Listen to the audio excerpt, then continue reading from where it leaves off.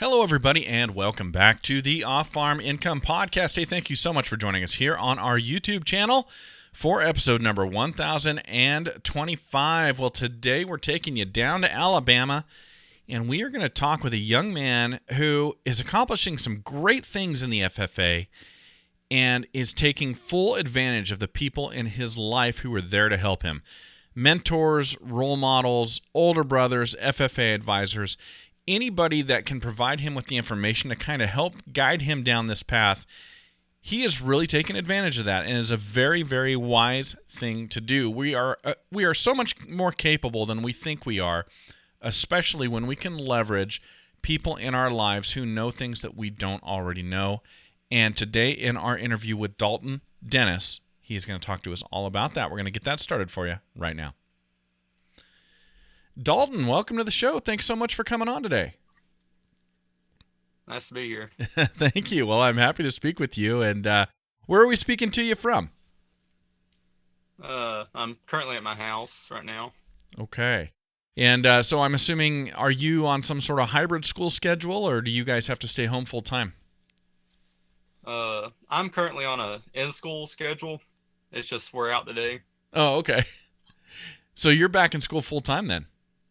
Mm-hmm. Oh, that's good. I like to hear that. I'm hoping things start going that way. I'm up in Idaho, and I'm looking forward to the day when that happens. So I'm glad that's happening in Alabama. Now, so sitting at your place, do you live in town? Do you live out on a farm, or something kind of in between? Something kind of in between. Yeah, tell me about your place. Just a little house on the edge of a little area called Elmore, just outside Wetumpka. Okay. And what part of Alabama is that? It's in Elmore County, Alabama. Okay. I've actually never been there, so I'm still blanking. Are you closer to the coast, or are you up closer to like what would be north of you, Tennessee? I'm about 30 minutes outside of Montgomery. Oh, okay. I think that helps me a little bit. All right. I'm no geography whiz though, Dalton, so I'm struggling here. All right. How long have you been in the FFA now? This is my 4th year in FFA. Okay. And why'd you join? Why'd you want to be part of this organization? I joined because it's a good place to help grow like life skills, leadership, all that. Yeah.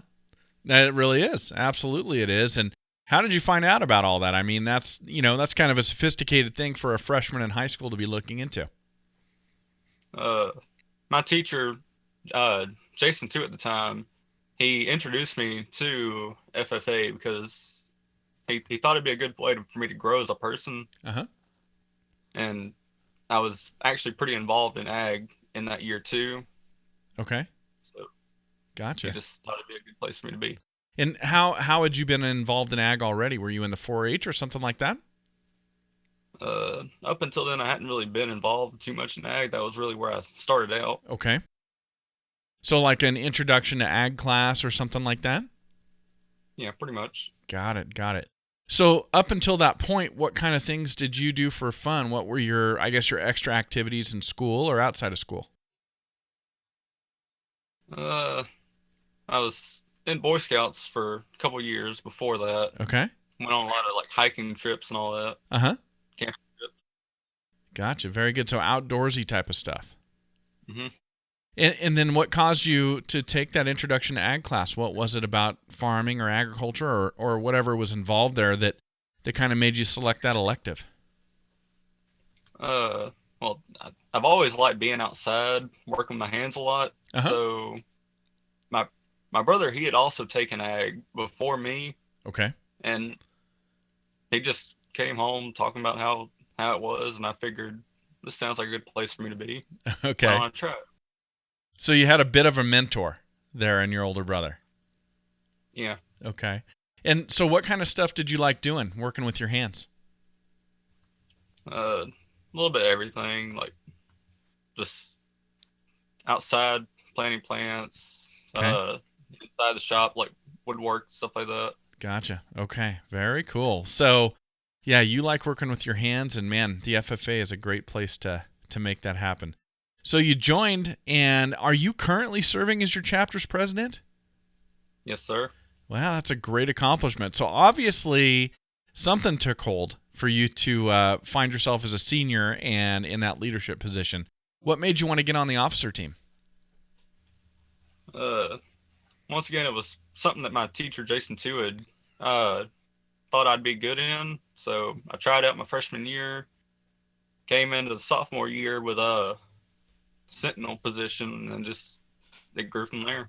Okay, very cool. So you have had, and we always acknowledge our FFA teachers here on the show, but obviously you've got a good one, somebody who's been kind of looking at you and your skill set and encouraging you and maybe pushing you. Did it ever feel like, why do you keep telling me to do this stuff? I'm uncomfortable. Not really. I mean, he just saw the potential in me and helped me go from there. That is great. Man, that's great. Okay, so his name is Jason Tewitt, is that right? Jason 2. Jason 2. Okay, thank you. And do you have any other FFA advisors? Currently, I have William Norris and Keith Lucy as my teachers. Wonderful. All right, well, thank you so much for acknowledging them. Well, Dalton, let's talk about your supervised agricultural experience. So what have you been doing for that? My supervised agricultural experience is in the nursery operations area. I started out this SAE as part of like a placement because I worked at a garden center over the summer in 2019. Then last year I grew it into more of an entrepreneurship SAE. Basically, I got calls for like landscape maintenance and stuff like that. And I went to help people with that, their houses. And then recently I bought some trees from a nursery up in Salem, Oregon, and I'm growing them. I got 50 Japanese red maples and then 20 green maples. Oh, wow. Okay, so I want to make sure I'm understanding correctly. So what years of high school were you doing the placement SAE and working at the nursery? I was working at the nursery in 2019. Okay. And that would have been my in between sophomore year and junior year. Okay. And did you get that job specifically for your SAE, or did that come about because, well, you needed a job? It originally started because I needed a job, but it grew into my SAE. Sure. Yeah, I mean, it ties into FFA and agriculture nicely, right? Okay. So you did that, and was that seasonal? Did you do that exclusively for that summer, or did it continue on into the school year? It was exclusively for that summer. Okay. And that must have sparked an interest. Was it the following summer that you started kind of branching out on your own and turning this from a placement into an entrepreneurship SAE, or did you do placement again the following summer? It basically started that summer after. Okay. And it started with people calling you and wanting you to come out and do like landscape maintenance. Like, are we talking lawn mowing and things like that, or what are we talking about specifically? I did a lot of like cutting grass, and then in some ways I also helped clear fallen trees and helped fell some more trees. Okay. So how did people find out that you were available to hire to do that type of stuff? They would just call my ag teacher, William Norris, and they'd be wanting him to find like a student because they really like having students help. Sure. And he'd relay the information on. Interesting. So people in the community, they're looking to your FFA chapter as a resource, and they're calling up your advisor and saying, hey, we'd like a young man or a young lady to come and do this work for us. Do you have anybody we could hire? That's basically what happens, yes. Okay. So now that's interesting because that kind of introduces you to working for yourself a little bit, doesn't it? It helps out, yeah. Yeah, I mean, even though you're not working, they called the FFA advisor looking for a referral, but you're not working for your FFA advisor or for your FFA chapter, right? You're working for yourself at that point when they hire you to come out and clear these fallen trees or whatever it may be. Yes, sir.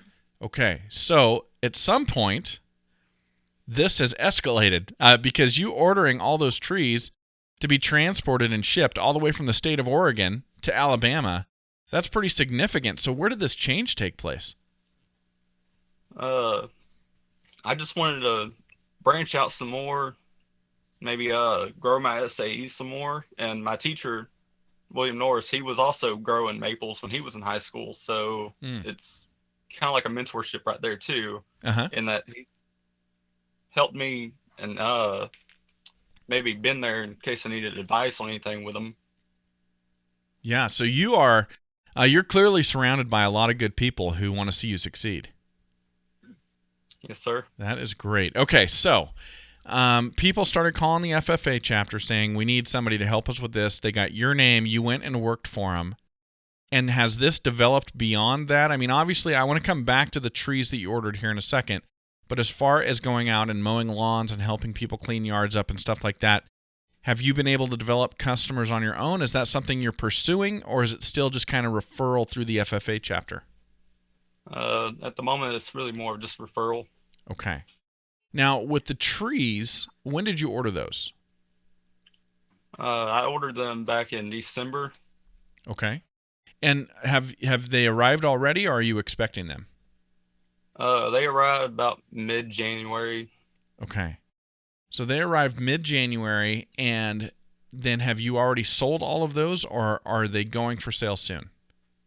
They'll be going for sale soon. Okay. So tell me how you're going to do that. How are you going to find people to buy these?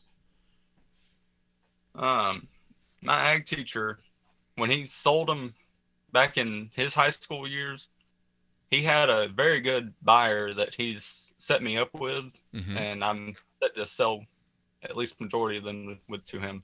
Got it. Okay, so there's somebody there in the area who's going to buy them. What are they going to use them for? Do you know? He's going to sell them at his store. He owns the Ace Hardware up in Auburn. Okay. Interesting. So, I mean, I think a natural question here as you're developing this business, Dalton, is how come he doesn't just order them direct himself? Why is he buying them through you? It's basically just he wants to help the community type deal. Okay. Very good. So then you had to come up with the money to be able to purchase these things, and I'm assuming paying for shipping out to Alabama. How did you come up with that lump sum to be able to get those? That was where my SAE Grant money came in. Okay. I applied back in, I think, August of last year. Got $1,000 for it. That's fantastic. Good job on doing that. Free money to start a business. That is fantastic. And so, do you remember who sponsored that SAE grant? I believe it was Caterpillar. Caterpillar. That is great. Oh, that's really good news. I'm always excited to hear that people are taking advantage of that and making that happen. So, was the $1,000 grant, was that enough to cover all of those trees, or did you have to have some funds outside of that? That's been enough so far. I'm about to be branching into my own money with it, getting supplies that I need soon. Okay. And so, for the time being, these trees, are they all stored at your home place, right where you're at? They're currently sitting out in my yard. Okay. Being taken care of. Okay. So now, how did you locate the place that you were going to buy them from, all the way up in Oregon? It's where my ag teacher used to buy his plants from, and okay, they were a good, reputable place to buy them from as well. Okay. And obviously, he had experience working with them, and so they had probably never steered him wrong. No, they haven't. That is great. Well, good for you. So the gentleman that owns the Ace Hardware, is he going to take your entire inventory, or are you going to have some more to sell after he's done? At the moment, it's looking like the entire inventory. Okay. Man, that is a nice thing to have those all pre-sold. That is great. Okay. So as this goes on, I'm assuming, because I've seen the applications for grants in the past, these SAE grants, that you've already calculated out what you're going to sell them for, how much you have to pay for them, and what your profit and all of that is going to be. Have you kind of done all that math or most of that? I haven't really done any math as far as like how much I'm going to sell them for. Okay. That I'd planned on doing in about probably 2 weeks before I start selling them. Gotcha. Okay. But at some point, I'm assuming that you're hoping to make a profit, so you bring more money in than you put out. And do you have any ideas if you want to keep this project going? Do you want to reinvest those profits? Have you been able to plan that far ahead? Currently, I plan on reinvesting in the project, into a different project, and then just like spreading that out over probably until November. Mm-hmm. And then any profits I have left or may get from another project, I'm going to reinvest back into the nursery operations. I like what I'm hearing. Okay, so what's the next project or the other project? I'm thinking it's going to be more of a just like another hobby of mine into the woodwork area. Okay. And so what will that look like? Are you going to be producing something, or what are you going to be doing? At the moment, I'm planning on maybe like small pins, maybe sell them. Oh, interesting. So you're going to get a dowel and make pins? Is that how that'll work? I've been looking at a place called Penn State Industries. Mm-hmm. They sell the tools that I need to make them, and then they also sell like pin blanks. It's Okay. little pieces of wood that you just turn on a lathe. Okay, on a lathe, not a dowel. I'm not a woodworker, obviously, Dalton. Okay, very cool. So then here's what I'm hearing from you. You let me know if I'm right about this, but it sounds to me like you've got the tree business lined out. You're going to take the profits from the tree business, put it into the pin business. Then you're going to sell your pins. You're going to take the profits from the pin business that's going right back into the tree business, where these two things can kind of complement each other and help the businesses grow. Am I understanding that correctly? Yes, sir. That is great. Where do you go to get your, I guess, to learn about growing a business in the way that you're planning on doing it? Where do you get your information? When I worked back at Coosa River Garden Center, in 2019, I started growing my business knowledge, Mm-hmm. and that my ag teacher has also helped me with building on top of that. Mm-hmm. Awesome. Well, and I think you just illustrated the whole point behind a placement SAE, right? You get in and you work in a business place, and you can learn a lot to help you move forward with whatever plans you've got. Yes, sir. Very cool. Okay, so here you are. Let's see, your episode's coming out, March 22nd already, so you're just going to be a couple months away from graduating high school. So what's going to be next for you after high school? At the moment, I'm not really too sure. Obviously, making money or running a business or doing something, it sounds like. Yeah. Very cool. Well, Dalton, I would love to wrap it up by asking your advice for other students. I mean, it's very clear that you have really called upon the resources of a number of mentors and a number of role models and things like that throughout your entire journey here in high school and being able to do what you're doing now. Speak to a student who might be a freshman in high school about why it's so important to find a mentor or somebody that can kind of guide you through all of this. Mentors, they help you grow not only as a person, but they also help you grow with whatever you plan on doing, like after school. Take me, my FFA advisor, he really got me started with growing my own plants, and then it just grew from there. Absolutely. Well, Dalton, it has been a pleasure to meet you, and I really enjoyed speaking with you. Thank you so much for coming on today. Thank you very much. Well, thank you for being here, everybody, and thank you to Dalton Dennis for joining us here on the Off-Farm Income Podcast today.